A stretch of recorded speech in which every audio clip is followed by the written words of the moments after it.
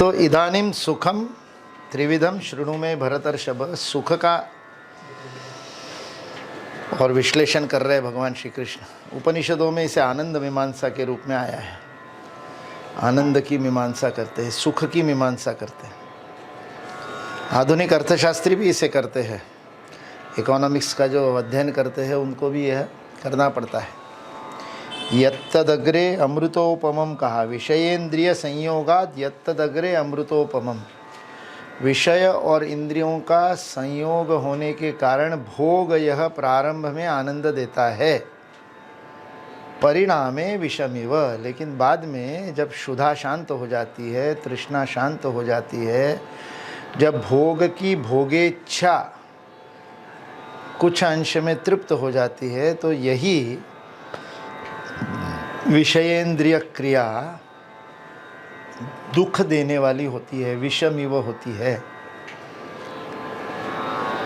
विष का अर्थ होता है जो पचन नहीं करता। हमारे एक साथी है मित्र सागर करके, बहुत अच्छे छायाचित्रकार, बहुत अच्छे फोटोग्राफर, और व्यवसाय मेडिकल के सप्लाईज का है।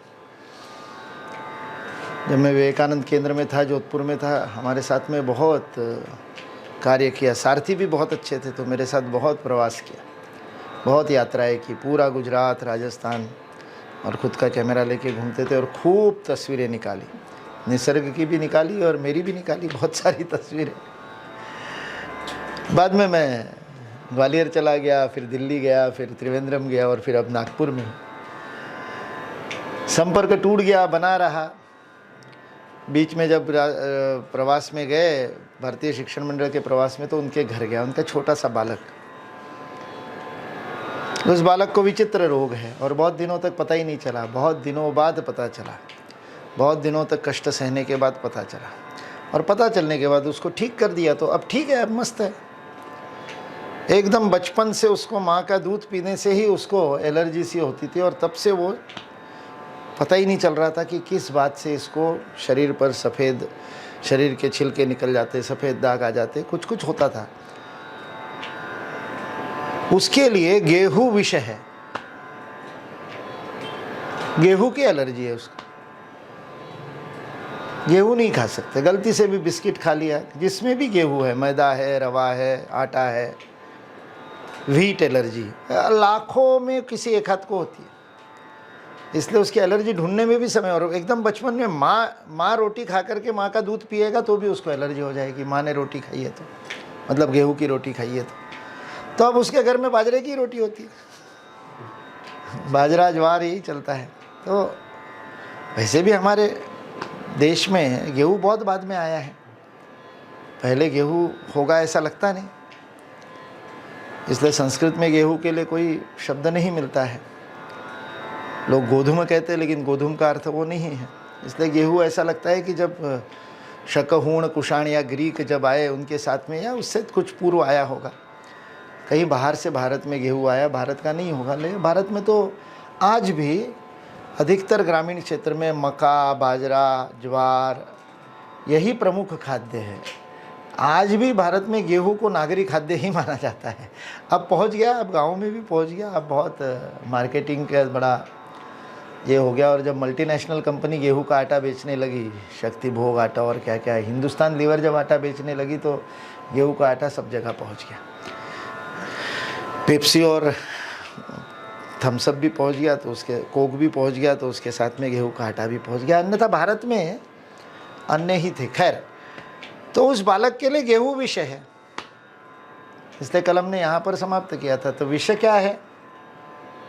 जो पचता नहीं है, और नहीं पचने के कारण वो विपरीत क्रिया करता है। अन्न से जो धातु प्राप्त करने हैं, हमने कई बार आयुर्वेद के सप्त धातुओं का की यात्रा इस गीता स्वाध्याय में भी बार बार सुनी है। कई बार हमने उस पर चर्चा की है कि कैसे अन्न से रस, फिर रस से रक्त, फिर उससे मेद, ऐसे करते करते शुक्र, वीर्य तक, मज्जा, ऐसे अस्थि, मज्जा करते करते करते शुक्र, वीर्य तक सप्त धातु निर्माण होते हैं। यह अपाच्य शरीर में अग्राह्य, शरीर जिसको नहीं ग्रहण करना चाहता, ऐसा विष शरीर में चला जाए तो दो प्रक्रिया होती है, कम मात्रा में हो, थोड़ा सा जिसको कहना चाहिए हल्का विष हो, तो उसका त्याग कर देगी, या तो उल्टी हो जाएगी, निकल जाएगा बाहर ऊपर से, वो ऊपर से आना उल्टा है इसीलिए उसको उल्टी कहते हैं, वमन, या फिर मलमूत्र के साथ उसका त्याग हो जाएगा। शरीर में अपनी प्रक्रिया है, जो शरीर की प्रक्रिया उसको ठीक कर देती है। शरीर में उस प्रकार के विष को समाप्त करने के लिए, जिसको अंग्रेजी में टॉक्सिसिटी कहते हैं, उसको हटाने के लिए ये सारा यकृत से शुरू करके जितना है, यकृत है, फिर जो गॉल ब्लैडर जिसको कहते हैं, पित्त की थैली है, और गुदा तक, मतलब किडनी तक, वो सारे अलग अलग विषों को हटा करके और उसको हटा देती है। वो विष नहीं हटा शरीर में से और रक्त में चला गया, तो उसी से यदि यकृत ने काम नहीं किया तो बाइलीरुबिन और बाइलीवर्डिन नाम के जो दो विष होते हैं, जो मल के द्वारा निकलते हैं, जिसके कारण हमारे मल का रंग पीत होता है, पीला होता है, वह रक्त में चले जाते हैं। यकृत काम नहीं करता, ये रक्त में चले जाते हैं तो सारा शरीर पीला हो जाता है, तो उसको पीलिया कहते हैं। वह विष है। वह विष हमारे पास तेल से, घी से ज़्यादा जाता है, या अल्कोहल से भी जाता है, इसलिए उसके कारण यकृत को वो पचाना पड़ता है। यकृत उसको नहीं पचा पाता तो वो शरीर में, रक्त में जाता है, तो विष का काम करता है, और फिर वो पीलिया बिगड़ जाता है, तो हम जितेंद्र भैया को खो देते हैं। विषमीव का अर्थ ये है जो पचेगा नहीं, और पचेगा नहीं तो ऐसे जगह जहाँ उसको जाना चाहिए, जो नहीं पचता है उसको जाने की जगह है, उसको जाने के लिए वह इंद्रिया है। अपन ने देखा है पायु इंद्रिया जो छोड़ने का काम करती है, विसर्जन का काम करती है, वो विसर्जन काम करने वाली कर्मेंद्रिय में नहीं जा करके वह रक्ताभिसरण में चला जाता है। कोई भी जिसको भी विष कहते हैं, उसको नहीं पचा पाने से वह प्राण घातक हो जाता है, शरीर के प्राण ले लेता है। जो भी आर्सेनिक है, लेड है, सबसे खतरनाक पोटेशियम साइनाइड को माना जाता है कि जिसके स्पर्श मात्र से ही और व्यक्ति, उसके रक्त में उसका स्पर्श हो जाए कहीं पर और त्वचा से भी रक्त में चला जाए तो वो समाप्त कर देता है। एक बूंद क्या है, आधी बूंद, छोटी सी बूंद भी पर्याप्त है, ऐसा कहते हैं। परीक्षा तो करने की आवश्यकता नहीं है, लेकिन जनार्दन स्वामी जी ने परीक्षा की, परीक्षा ही नहीं कि परीक्षण करवाया, शक्ति परीक्षण करवाया। यहीं नागपुर में जनार्दन स्वामी नाम के हठयोगी थे, और वहाँ रामनगर में जो राम मंदिर है उसके पास में उनका योगाभ्यासी मंडल है, जनार्दन स्वामी जी का योगाभ्यासी मंडल।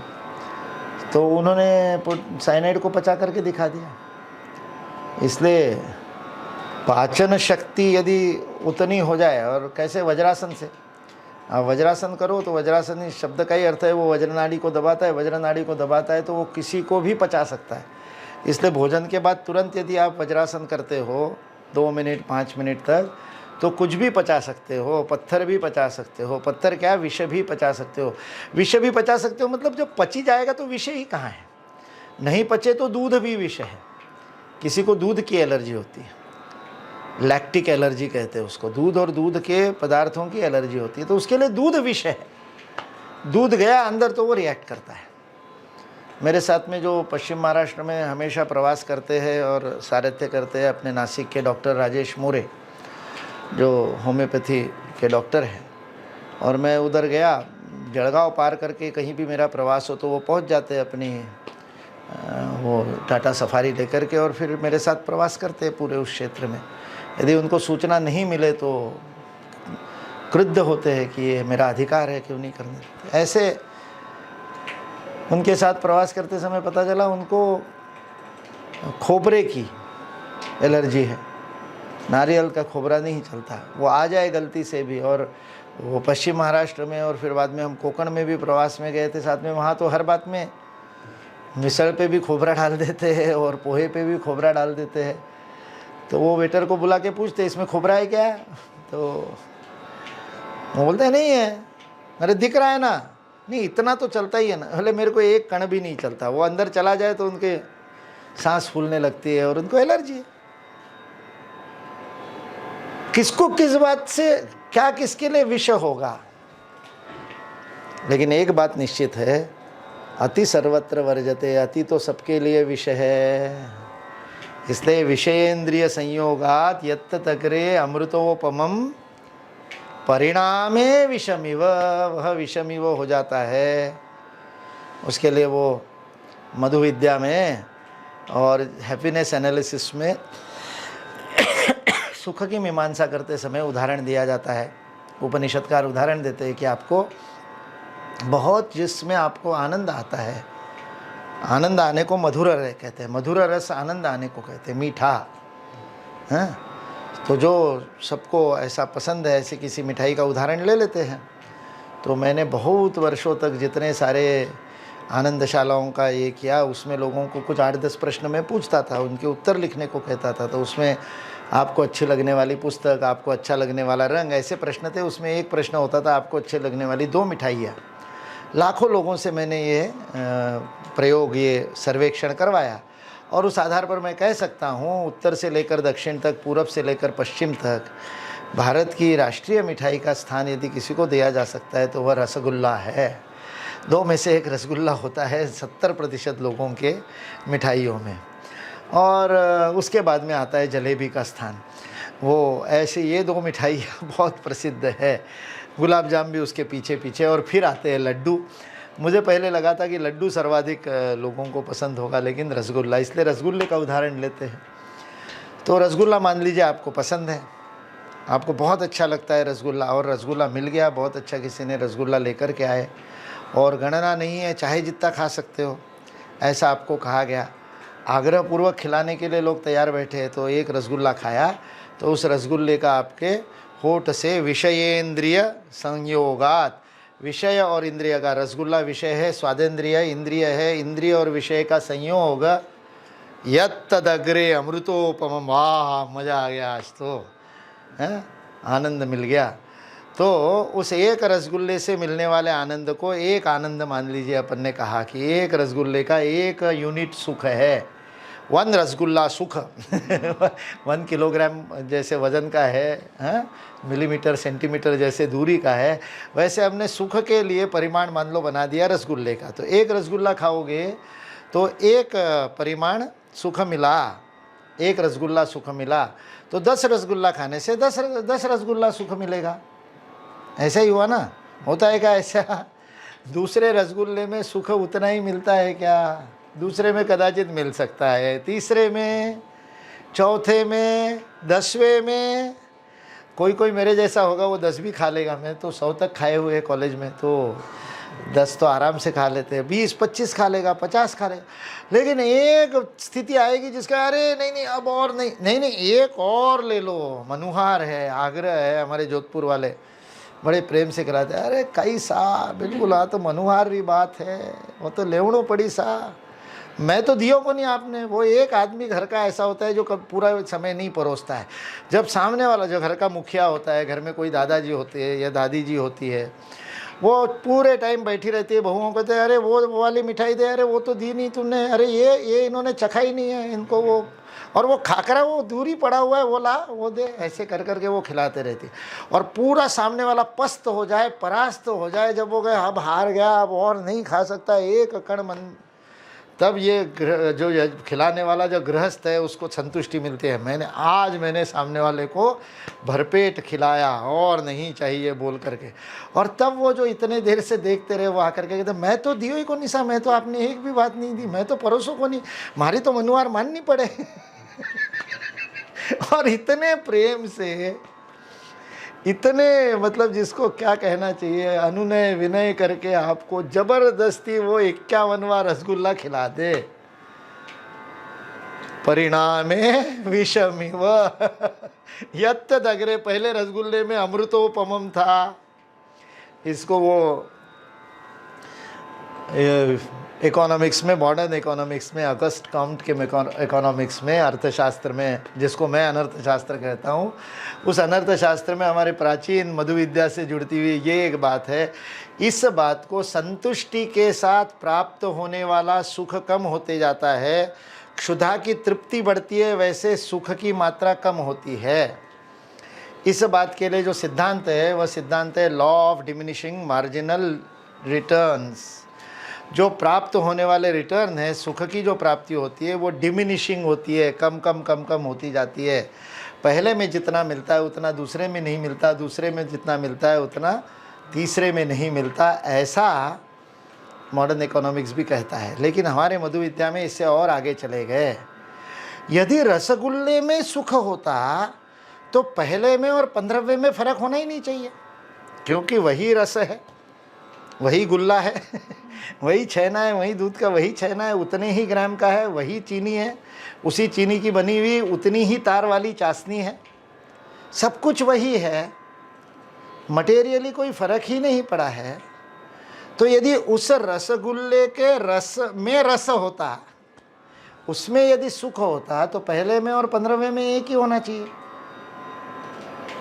और पहले में अधिक सुख मिल रहा है और अंतिम वाले में कम सुख मिल रहा है, तो इसका अर्थ है सुख रसगुल्ले में नहीं है।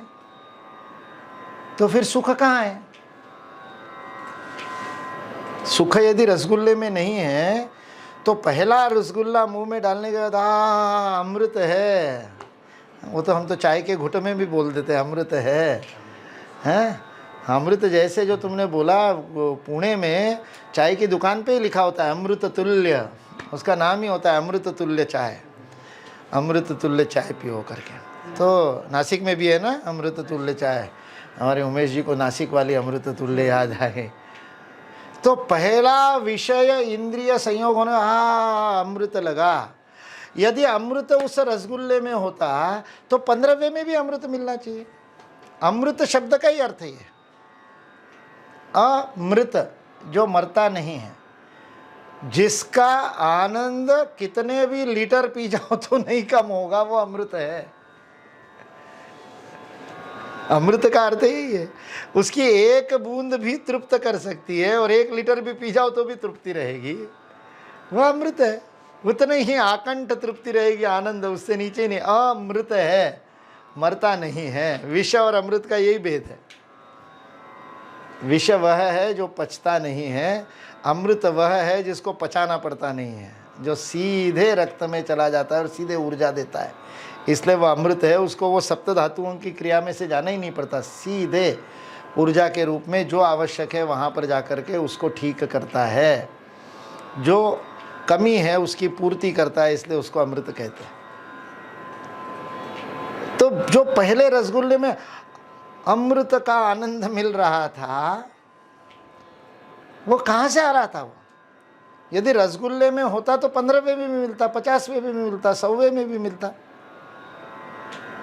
यदि 10वें में, 15वें में, प्रत्येक की क्षमता के अनुसार, किसी को चौथे में ही, यदि अमृत का आनंद मिलने की जगह नहीं और नहीं चाहिए, अब तो विष है मेरे लिए, अब तो कलर में आ गया, अब तो उलट जाएगा भाई, अब मत और मत खिलाओ सा, ऐसी स्थिति हो जाती है। क्यों? क्या कारण है? रसगुल्ले में सुख होता तो पहले में और 15वें में मिलना चाहिए, उतना ही यूनिट सुख मिलना चाहिए। इसका अर्थ मधु विद्या में हमारे उपनिषद के ऋषि कहते हैं, इसका अर्थ सुख रसगुल्ले में नहीं है, सुख भोग में नहीं है, भोग की वस्तु में नहीं है, फिर कहाँ है? कहाँ है? जिसको रसगुल्ला पसंद ही नहीं है उसको पहले रसगुल्ले में भी नहीं मिलेगा जिसको मीठा पसंद नहीं है उसको पहले में भी रस मिलेगा क्या? उसको तो मिर्ची में ही रस मिलता है। हरी मिर्ची इतनी बढ़िया दिख जाए तो उसको वही आनंद मिलता है जो किसी को रसगुल्ले से मिले। हमारे दीप कोइराला जी को हरी मिर्ची दिख जाए दूर से, उनको भी अमृत है। तो सुख तो ना मिर्ची में है ना रसगुल्ले में है। फिर एक को मिर्ची से सुख मिल रहा है, दूसरे को रसगुल्ले के। ये है क्या? विषयेंद्रिय संयोगाद यत्तग्रे अमृतोपमम परिणामे विषमिव, ये राजस सुख कहा है। ये क्यों राजस है? क्योंकि उस सुख के मूल को नहीं समझ रहे। सुख का मूल क्या है? कहाँ से मिल रहा है वो सुख?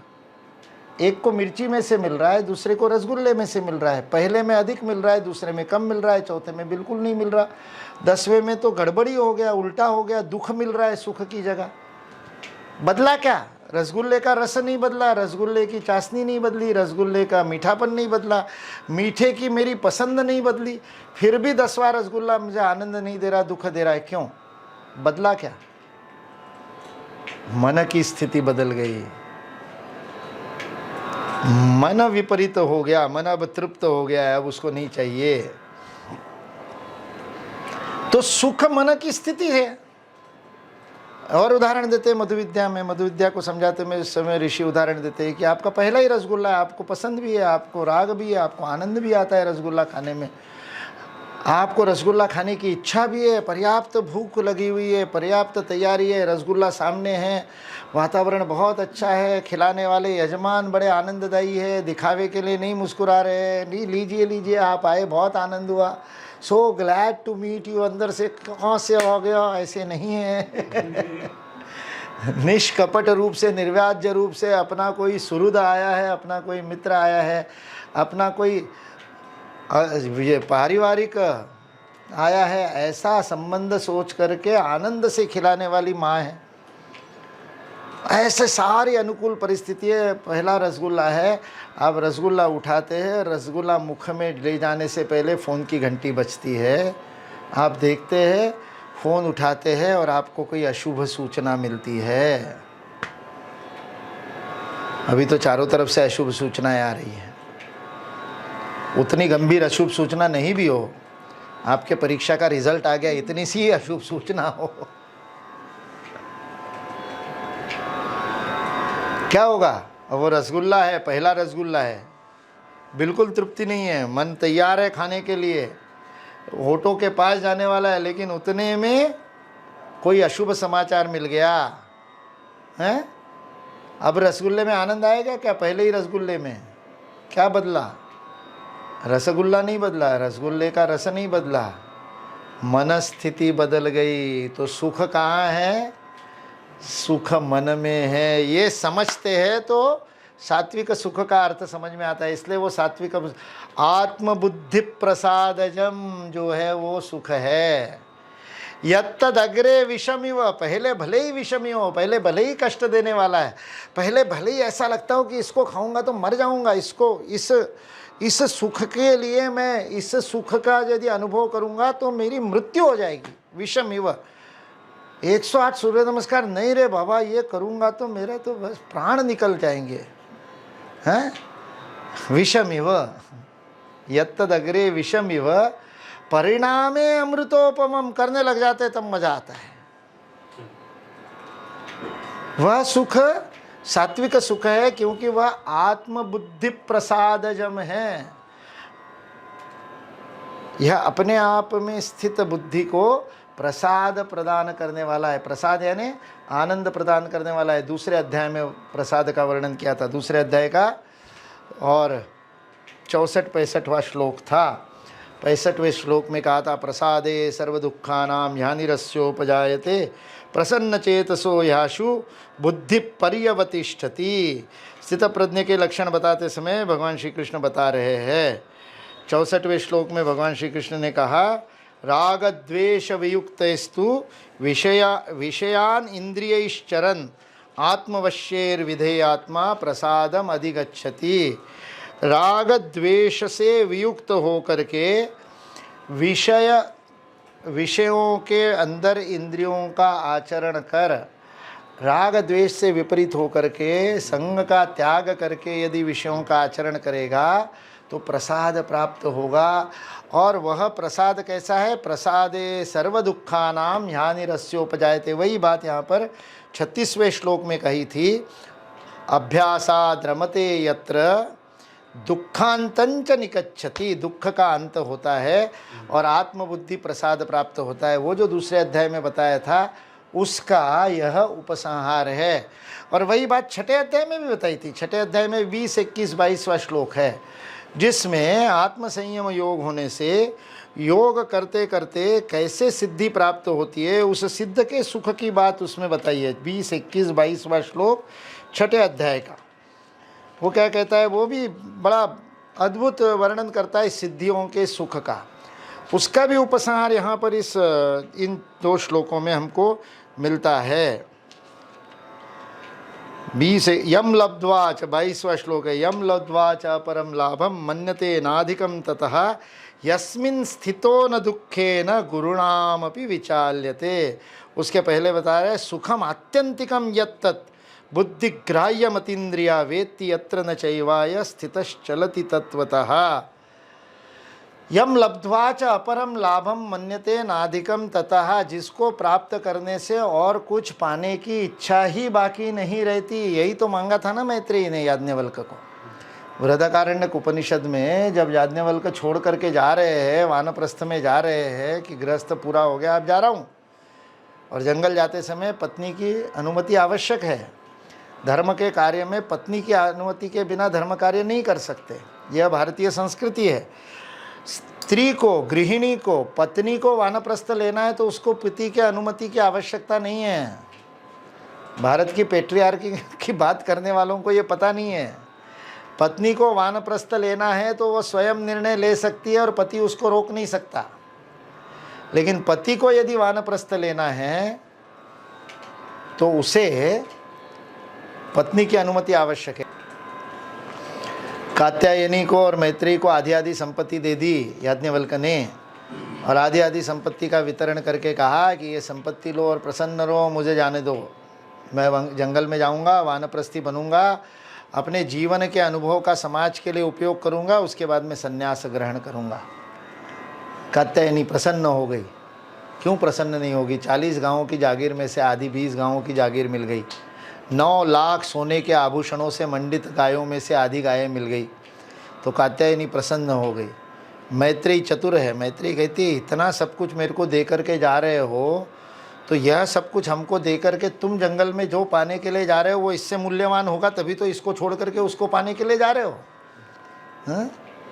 देखा, मतलब उपनिषद की पत्नी भी आज के पत्नियों जैसी ही चतुर होती है। तो उसने मैत्रेयी ने कहा कि मुझे तो वो दो जिसको पाने के लिए जा रहे हो, मुझे ये नहीं चाहिए, ये मटेरियल संपत्ति नहीं चाहिए, यह विषयेंद्रिय संयोगात, इसका सुख तो समाप्त हो जाएगा। भोग की सीमा है, भोग की मर्यादा है, भोगने से वो समाप्त हो जाता है।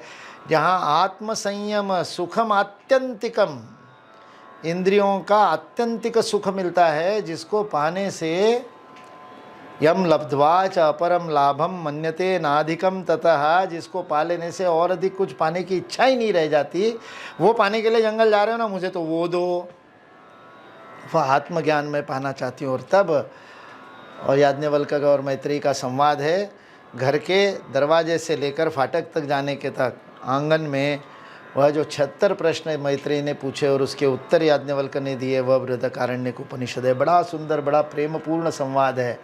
प्रेम से समझा रहे, पत्नी को समझा रहे हैं ना याज्ञवल्क्य, तो उसमें वो गुरु शिष्य के बीच का वो कठोरता या रुक्षता नहीं है। गुरु शिष्य ही है, पत्नी भी शिष्यत्व ही ग्रहण करके गुरु पति से समझ रही है। मैत्रेयी की श्रद्धा में कोई कमी नहीं है, मैत्रेयी उसी श्रद्धा से याज्ञवल्क्य को समझ रही है। लेकिन याज्ञवल्क्य का अनुराग है और उस अनुरक्ति से बड़े प्रेम से समझा रहा है। नवा रे मैत्रेयी पितु कामान पितु प्रियो भवति। अरे मैत्रेयी ऐसा नहीं है रे ये उपनिषद का मंत्र है। इतना प्रेम से पति ने समझाया है। और वह आत्यंतिक सुख, वह सात्विक सुख है, वह सिद्धों का सुख है, वह सिद्धि का सुख है, वह स्थित प्रज्ञों का सुख है, वह सात्विक सुख है। तत्सुखम सात्विकम प्रोक्तम आत्मबुद्धि प्रसादजम, प्रसाद से जो आत्मबुद्धि को भर देता है, ऐसा जो प्रसादे सर्व दुखानाम ह्यानिरस्योपजायते, ऐसा जो सारे दुखों को समाप्त करने वाला, प्रसाद देने वाला सुख है, वह सात्विक सुख है। और राजसी सुख कौन सा है?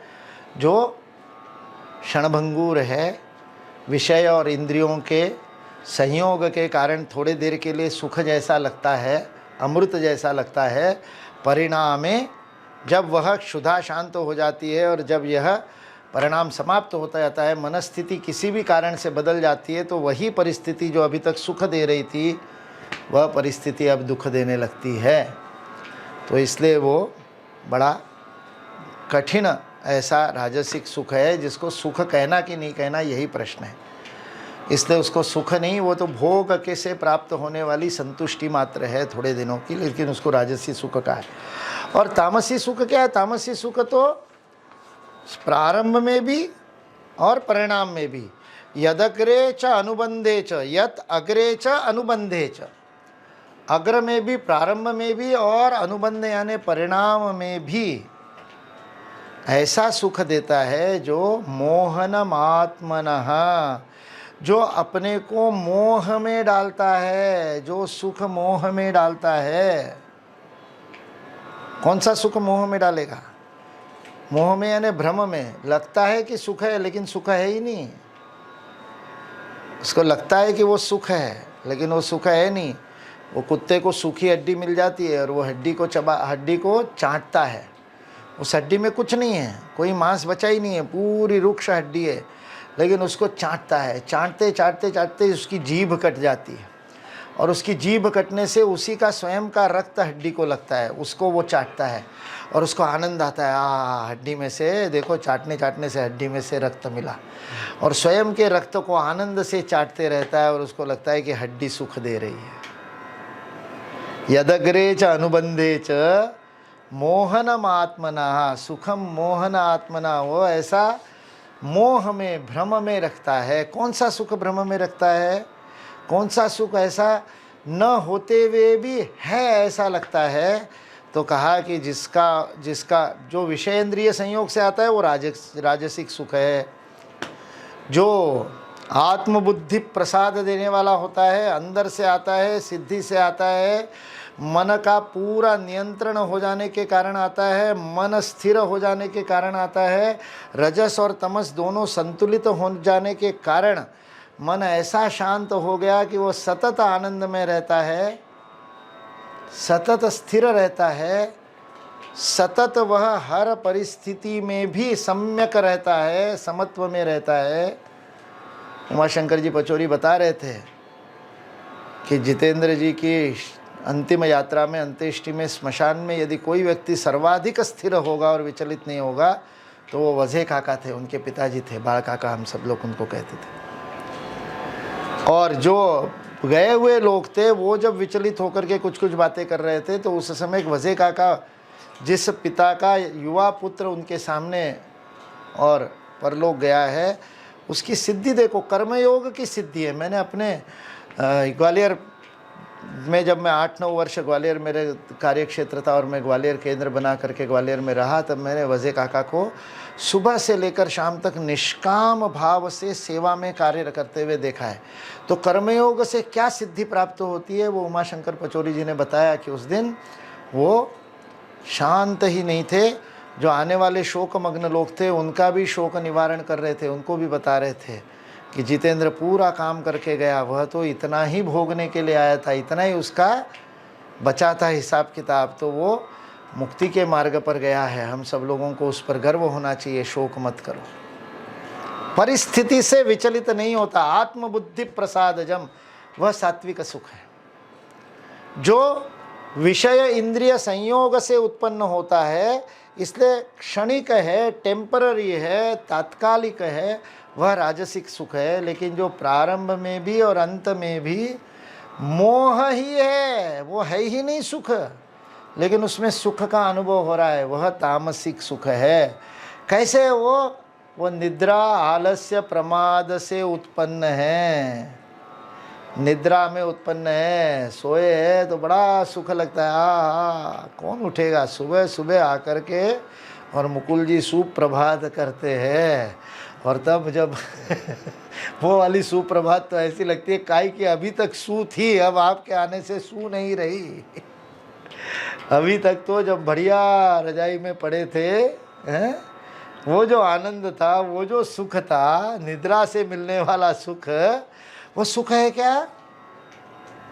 वो सुख मतलब जब सो रहे थे तब भी वो सुख नहीं था। निद्रा तो आवश्यक है शरीर के विश्राम के लिए, सुख के लिए निद्रा नहीं है।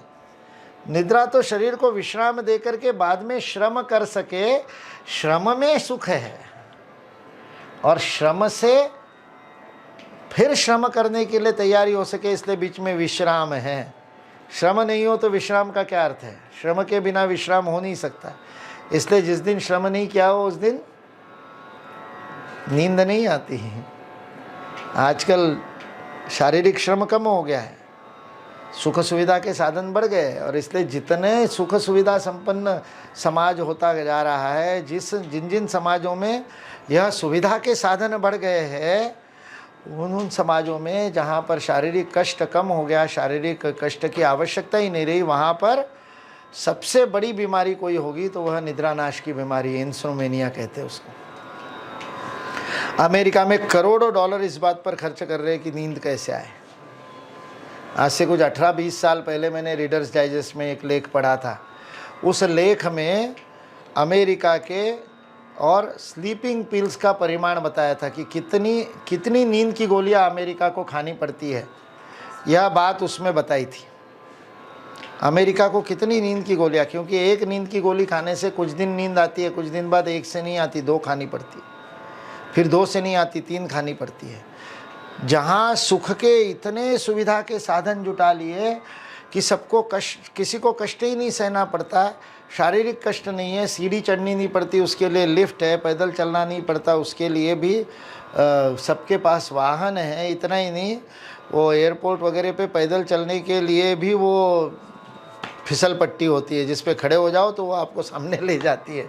जैसे ऊपर चढ़ाने वाली सीढ़ियाँ होती है, वैसे सपाट पैदल चढ़ने के लिए भी उसको क्या कहते हैं मुझे पता नहीं, वो चलते ही रहता है। हाँ हाँ, एस्केलेटर तो ऊपर जाता है, एस्केलेट करना मतलब ऊपर ले जाना, उदात्त जो सीधा ही होता है वो सपाट, ऐसे ज़मीन पे चल रहे हो वो, लेकिन कई किलोमीटर चलना पड़ता है तो वो लगा रहता है, उसके ऊपर आप जाओ तो वो अपने आप आगे ले जाता है। तो ऐसे जितने सुविधा के साधन बढ़ा दिए उतना वहाँ के लोगों को नींद नहीं आती।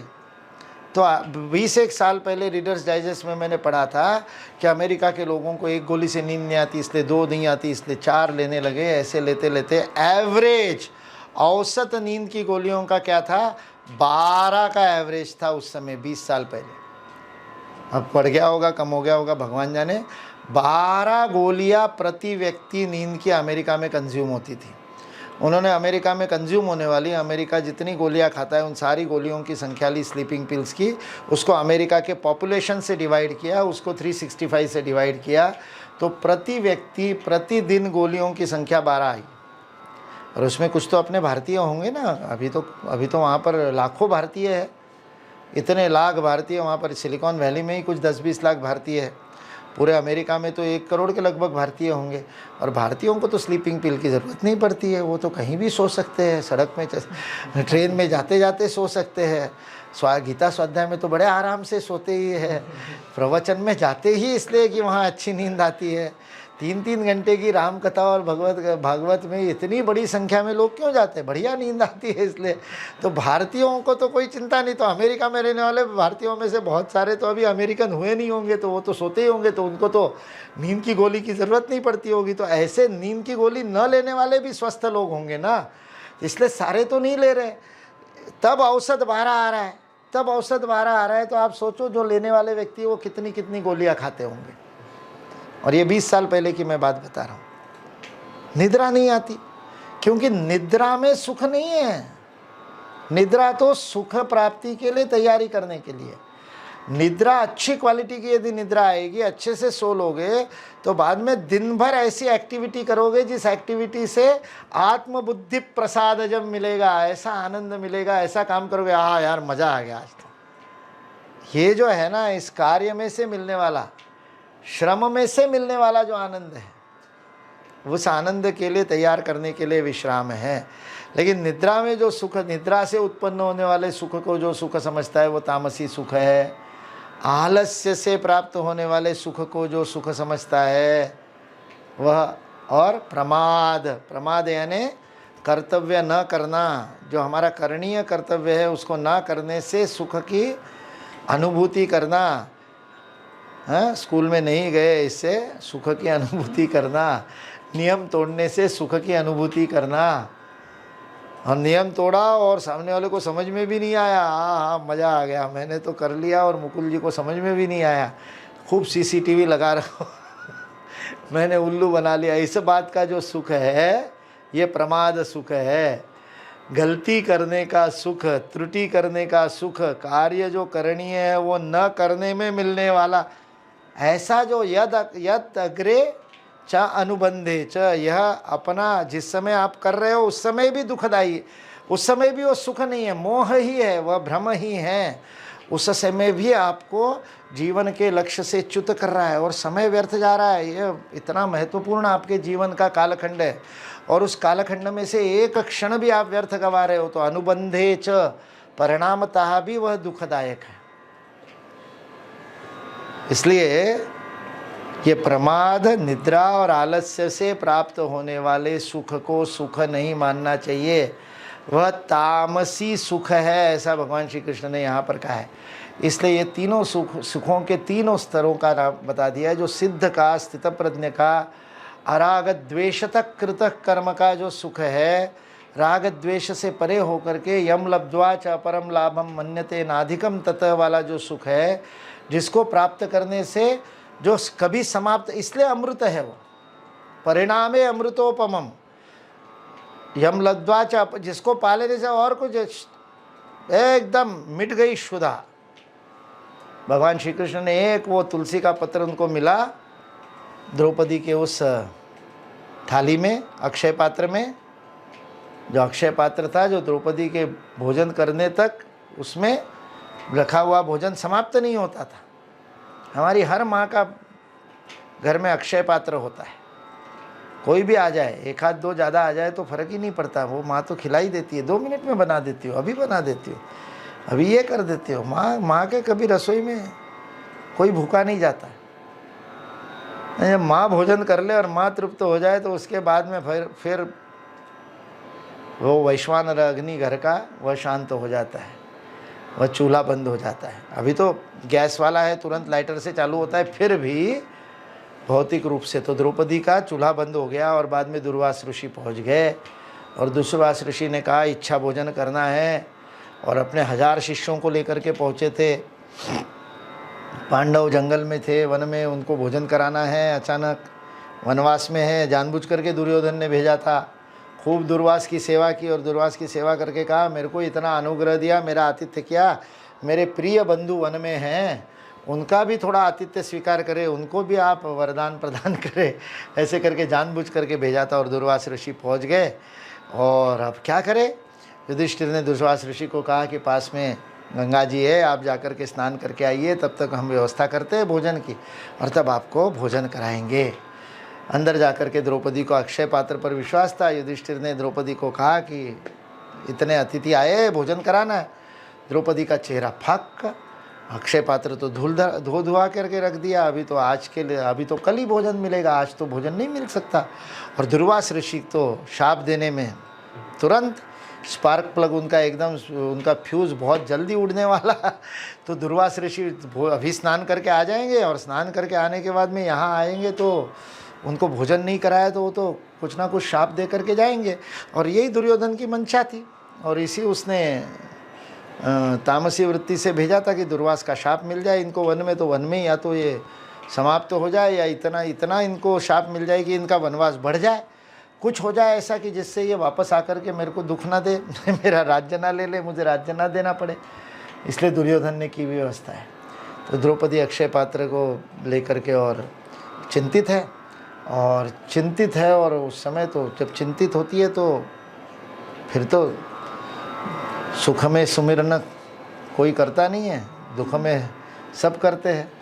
तो फिर वो दुख में तो उसी का स्मरण किया जाता है, हे माधव, हे यादव, हे सखा, हे कृष्ण, हे मुरारी, हे मोहन, आजा तू ही बचा सकता है, तू ही तो बचाएगा, और कौन बचाएगा। और ऐसे करके वो सोच रही है कि वहाँ तो मैंने तेरे को आर्त भाव से पुकारा था कुरुसभा में, और तब कुरुसभा में आकर के तूने मुझे और लज्जा रक्षण किया था, मेरा वस्त्रदान दे करके। अभी यहाँ अन्नदान की आवश्यकता है, दुर्वास ऋषि का शाप लेना पड़ेगा। उससे भी बड़ा है कि गृहिणी का धर्म पतित तो हो जाएगा, घर आए हुए अतिथि को भोजन ना दे सके तो वह गृहिणी के होने का क्या अर्थ है। मेरे गृहस्थ धर्म की रक्षा करो, अतिथि की मैं तृप्त कर सकूँ, अतिथि को भोजन करा सकूँ। हे माधव क्या करूँ। और इतने में बाहर मुरली की धुन आई और याज्ञसेनी कहाँ हैं कृष्णा कहा करते थे, वो दिखने में सावली थी तो भगवान कृष्ण उनको याज्ञसेनी या कृष्णा करके द्रौपदी को पुकारते थे। तो कृष्ण की मधुर आवाज़ आई, अरे मैंने अभी तो पुकारा और अभी कहाँ से आ गया। तो कृष्ण ने आकर के कहा द्रौपदी को कि बहुत भूख लगी है, यात्रा में बड़ा थकान हुई, कुछ दे दो। द्रौपदी ने माथे पे हाथ, तुमको याद ही इसलिए किया कि कुछ नहीं है घर में भोजन करने के लिए और 1000 अतिथि आए हुए, उन सहस्त्र ब्राह्मणों को भोजन कराने के लिए तुम कुछ व्यवस्था करो इसलिए तुमको बुलाया, और जिसको व्यवस्था के लिए बुलाया वो खुद ही कह रहा है कि कुछ दे दे बहना, भूख लगी है, बहुत थका हुआ हूँ। तो उन्होंने कहा कुछ नहीं है, सब समाप्त हो गया। कृष्ण ने कहा ऐसा नहीं हो सकता, कुछ तो होगा, ला ले आ तेरा अक्षय पात्र। वो अक्षय पात्र ले आई, इधर उधर टटोल करके देखा, धुले हुए अक्षय पात्र पे पानी से चिपका हुआ एक छोटा सा पत्र, तुलसी का पत्र या किसी शाक का हरा पत्र, एक पत्ता था। कृष्ण ने वो पत्ता लिया। क्या बोलती है याज्ञसेनी तू कि भोजन नहीं है, देख कितना स्वादिष्ट और कितना तृप्त करने वाला भोजन तूने रखा है मेरे लिए, ये मेरे लिए ही तो बचाया था, ले करके और बड़ा आनंद ले करके। यह आत्मबुद्धि प्रसादजम, वह ऋषिकेश का जो भोजन है जिसने अपने इंद्रियों पे संयम कर लिया, ऋष्य कैश, जो अपना जो गोविंद है, जिसके इंद्रियों पर उसका नियंत्रण है, ऐसा जो गोविंद है उसने अपने इंद्रियों का नियंत्रण करते हुए उस एक पत्र को पूरा आत्मबुद्धि प्रसादजम, सात्विक आनंद लेते हुए अपने मुख में रखा।